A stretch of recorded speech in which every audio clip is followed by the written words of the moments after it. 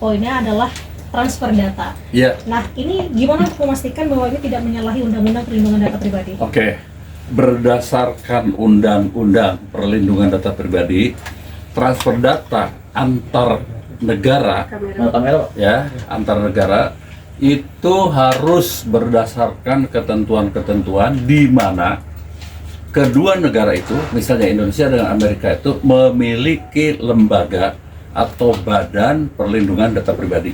Oke, mari kita lihat di Indonesia sampai sekarang belum selesai dibentuknya ya lembaga perlindungan data pribadi itu, dan itu berdiri sendiri nanti ya bertanggung jawab langsung kepada presiden. Jadi sampai sekarang itu belum selesai terbentuk. Ya, sudah 2 tahun lebih. Nah, andaikan sudah terbentuk pun, maka transfer itu kepada negara, katakanlah dengan Amerika, harus ada kesetaraan antara lembaga itu dengan lembaga di Amerika.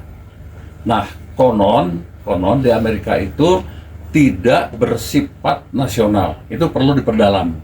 Ya, andaikan tidak terjadi kesetaraan, maka ya transfer itu secara perorangan harus dengan izin pemilik data atau subjek data. Itu kira-kira.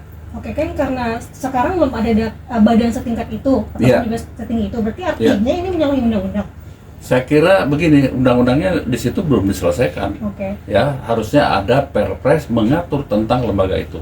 Ya, sehingga menurut hemat saya, saran saya, sebaiknya lembaga kita ini selesaikan dulu, kemudian bisa transfer ke Amerika dengan juga sebuah analisa bahwa lembaga setingkat dan lembaga sejenis juga harus ada di Amerika. Kalau itu sudah sesuai dengan undang-undang dan kemudian aturan internasional, tidak apa-apa, baik-baik saja. Bang, kalau itu belum selesai, kemudian ini masih tetap berjalan, itu dampaknya apa sih Bang dari Komisi 1 sendiri melihatnya ke situ Bang PB?